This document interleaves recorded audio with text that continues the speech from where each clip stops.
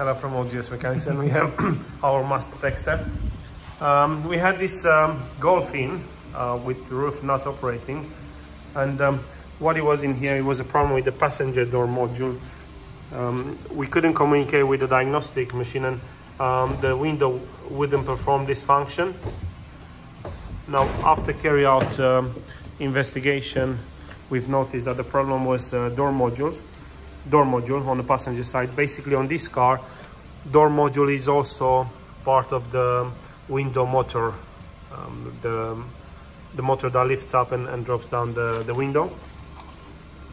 And because of no communication with it, the roof was not operating, as he couldn't lower the window when the roof it should come in operation. So we've replaced the door module. We have coded.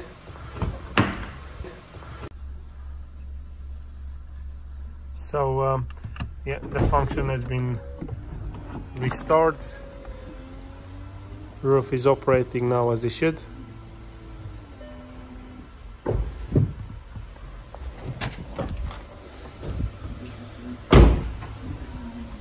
So this little Golf is ready for a drive in the summertime.